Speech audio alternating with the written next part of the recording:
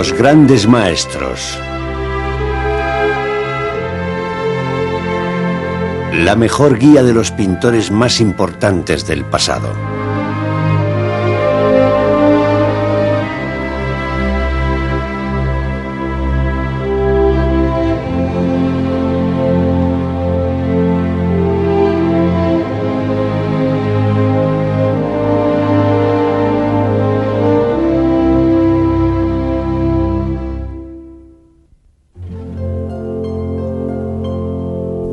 En la ribera del río Arno, Florencia crecía más y más cada día. Pero aquí, en los montes de Mugello, el tiempo transcurría más lentamente.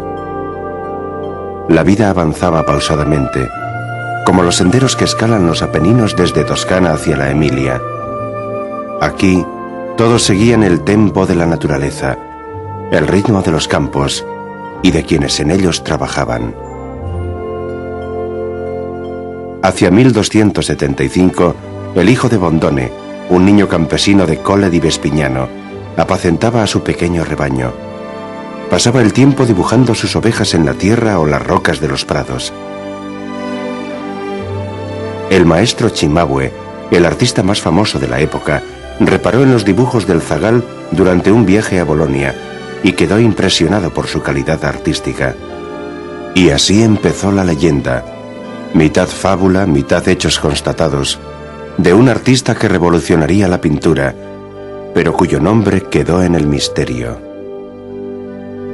El joven pastor solo respondía a Cimabue por su sobrenombre: me llamo Giotto.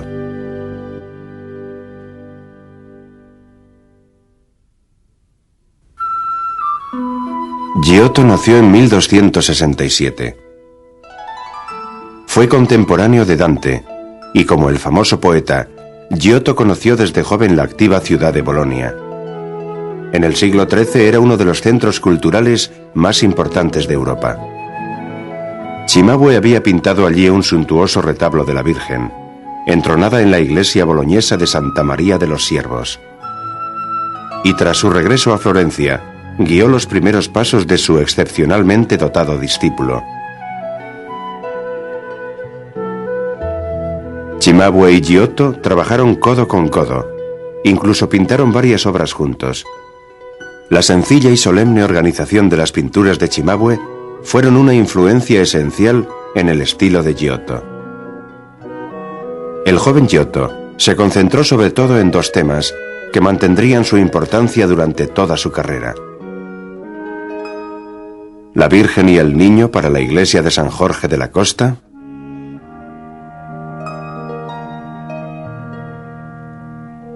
y una gran crucifixión en madera para la Basílica Dominica de Santa María Novella. En un gran salto adelante, la anatomía de la figura de Cristo superó las formas del estilo bizantino.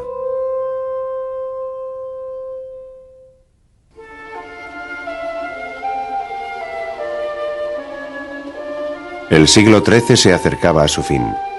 Los talleres artísticos más importantes de Italia y la cuna de la innovación estilística ya no se hallaban en Bolonia, Florencia o Roma. La Basílica de San Francisco de Asís se convirtió en el crisol del nuevo arte. San Francisco murió en 1226. Poco después fue erigida una grandiosa iglesia en torno a su tumba. La primera fase, culminada en 1230, fue la robusta iglesia inferior. La radiante iglesia superior sería consagrada en 1253. En contraste con el sombrío silencio de la basílica inferior, el ritmo espacial de la nueva iglesia quedaba marcado por la progresión de 4 grandes arcos a lo largo de una nave amplia y despejada. Hacia 1280, Cimabue inició la decoración de los cruceros. La oxidación de los colores ha afectado seriamente la conservación de los frescos, que sin embargo mantienen la fuerza y el dramatismo del estilo del maestro. De hecho, representan el punto culminante de la evolución del arte bizantino en Italia. La distribución de las figuras, las posturas, sus gestos y facciones siguen reglas marcadas por la tradición. Pero Cimabue infundió también un nuevo significado a estas pinturas. Sus figuras están cargadas de una singular energía que las lleva al borde del abismo en el conflicto final entre el bien y el mal, que turba y confunde mentes y almas.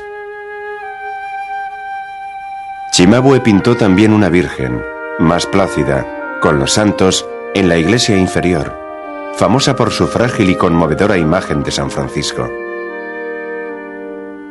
Hacia 1285, Cimabue, que supervisaba el desarrollo de la obra, dio rienda suelta a sus colaboradores, a los que se unieron otros pintores llegados de Roma.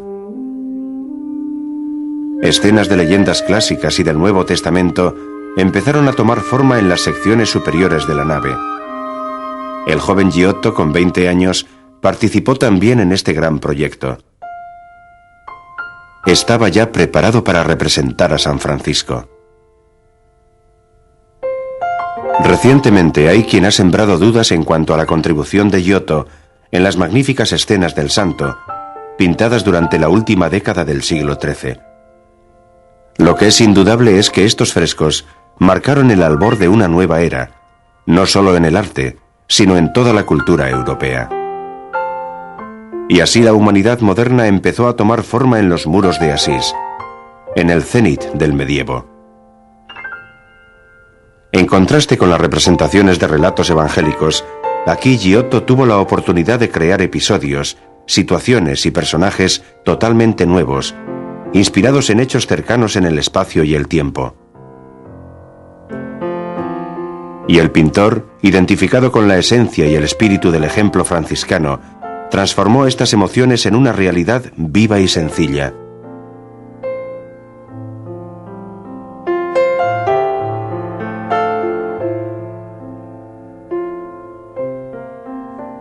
Giotto se adentró en la plaza de la ciudad de Asís para estudiar los restos del templo romano dedicado a Minerva. Posteriormente lo utilizaría como fondo en la escena de un hombre que extiende su capa a los pies del joven San Francisco, en una emotiva serie de gestos y expresiones.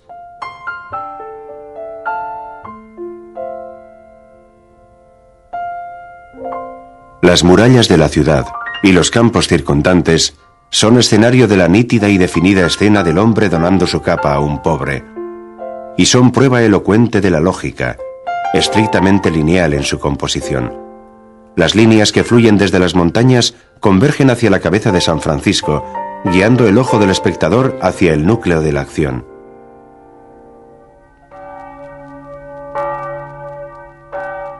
No es difícil imaginarse a Giotto, fascinado por los montes de Umbría, caminando hacia el monasterio de San Damiano, reviviendo la visión mística del santo y arrodillándose ante la imagen del crucifijo, entre los ruinosos muros de la desvencijada iglesia.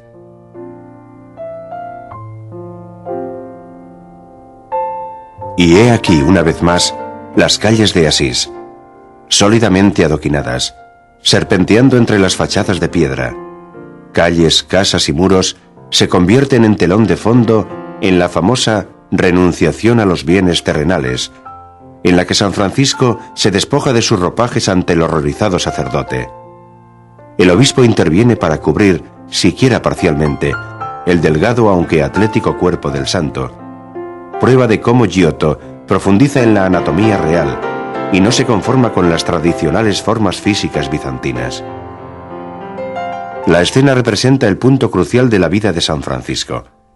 A partir de este momento, abandonó sus elegantes ropas de joven acomodado por un humilde hábito. Lo vemos envejecer gradualmente.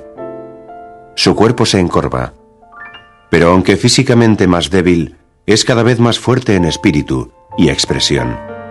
En escenas de intensa religiosidad, Giotto se centra en la creación de fondos y edificios en perspectiva. En al menos 1000 años, ningún pintor había mostrado gran interés en plasmar 3 dimensiones en sus obras. Giotto, buscando una imagen creíble y auténtica, muestra aquí los primeros pasos de un camino que iba a guiar a todos los grandes maestros de la pintura italiana.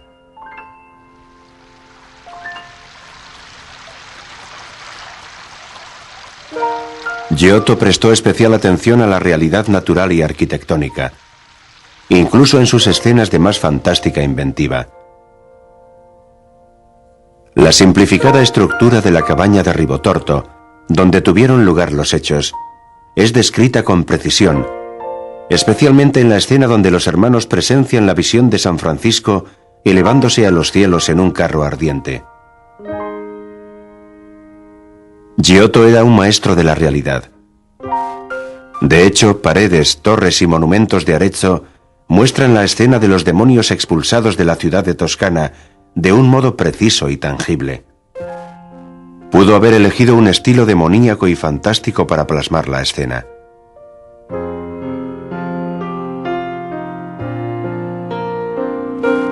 La fascinante pureza de los ermitaños franciscanos fue su inspiración para la conmovedora escena del nacimiento de Greccio.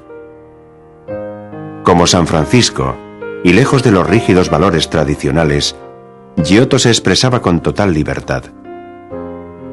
Las bocas abiertas de los cantores fueron una audaz innovación, así como su atención a los detalles de la carpintería de la cruz, vista desde atrás. Con San Francisco como modelo, Giotto recitaba, obra tras obra, su canto a las criaturas.